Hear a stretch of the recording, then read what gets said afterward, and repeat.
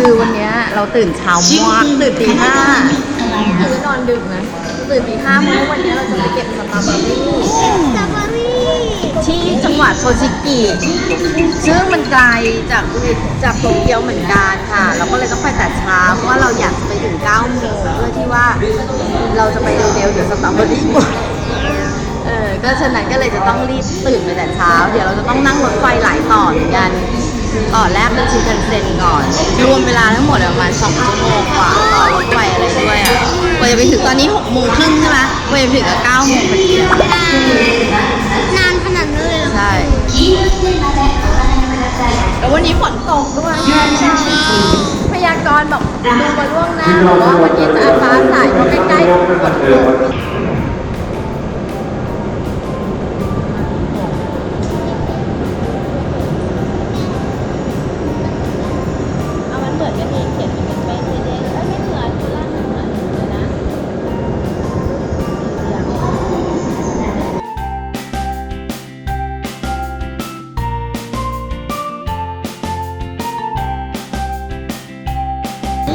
ื้อข้าวเช้าไปกินบนชินคันเซ็นนะคะมีขนมด้วย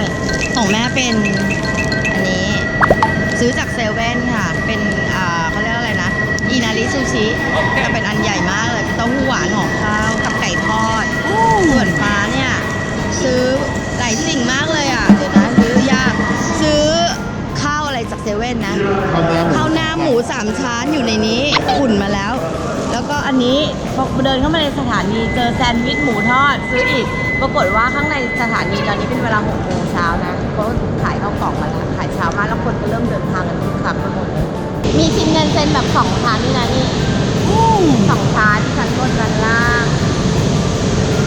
แต่ว่ามันผู้โดยสารเยอะมากนะคะ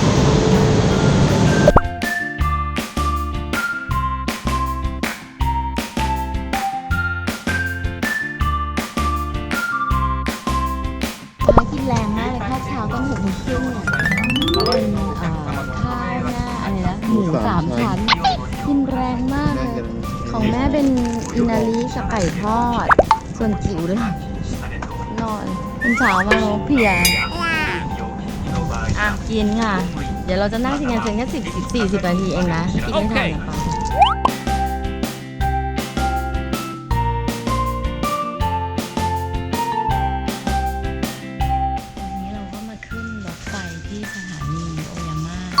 คือเรานั่งที่นันเซนจากอุเอโนะมาโอยาม่าแล้วก็มาต่อเป็นรถแบบธรรมดาแบบเนี้ยตะกี้นั่งที่นันเซนว่ามันเป็นรถแบบเนี้ยเราจะนั่งไปลงที่สถานีอันนี้เป็นมิโตะนะคะสถานีชิโนดาเตะซึ่งจะนั่งเป็นเวลา40 นาทีขึ้นมากัน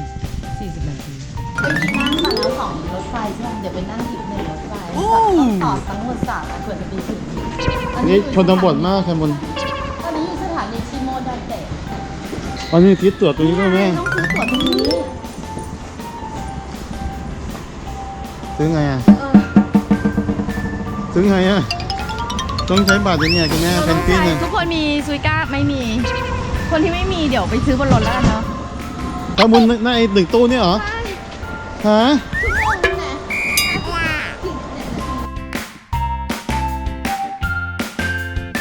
มี1 ตู้นะแค่มน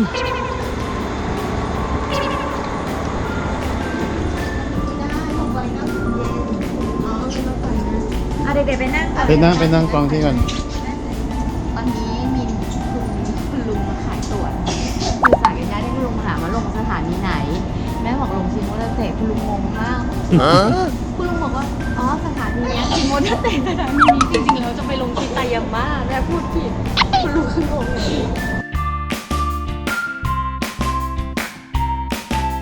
ทำไมเพิ่งมาจ่ายตังค์เนี่ยครับขอบคุณมากค่ะตรงนี้มาถูกแล้วเพราะว่ามีป้ายสตรอเบอรี่เต็มเลยเห็นไหมสตรอเบอรี่ไปกันเถอะจ่ายที่ไหนอ่ะไม่รู้มาเขาบอกเดิน5 นาทีเองอ่ะเดี๋ยวทำกลางสายฝนป๊าบอกมีความพยายามในการมาเก็บสตรอเบอรี่มากลงทุนไปเท่าไหร่ครับมน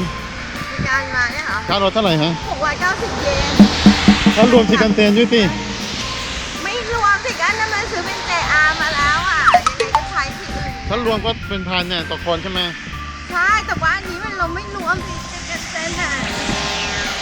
เดินมานิดเดียวก็ถึงแล้วนะคะแต่ฝนมันตกมากเลยอันนี้แหละ อุ้ย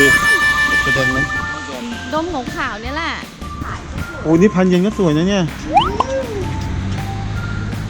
โอ้นี่ลูกโตมากเลยอะไม่ใช่ฟาร์มเนี่ยแคมบนใช่ไหม โยชิมุระใช่そうですโยชิมุระสตรอเบอรี่พริกกิ่งจิวกันดิพริกกิ่งはいはいはいはいじゃあねお一人様3歳以上3歳以上1300円3歳以上เมื่อกี้เขาบอกว่าอะไรไม่รู้อ่ะร้านไซโจอะไรสักอย่างอ่ะแล้วเราก็แบบอะไรไม่รู้เรื่องเหมือนกับว่ากี่คนอะไรอย่างงี้มั้งคนละ1,300อ่ะเดี๋ยวเราจ่ายไปก่อนแล้วกันดูร ไม่ อ ใช่ ตร ว่าง นี้ ป้าเขาเก็บมาหมดฟาร์มแล้วนะแคมบนดูดิ ของอุ้ยนี่ลูกใหญ่มาก อย่าจับนะ อย่าจับ ดูใส่กล่องอย่างนี้ โอ้ กล่องสวยงามอันนี้ก็กล่องเพชรอ่ะ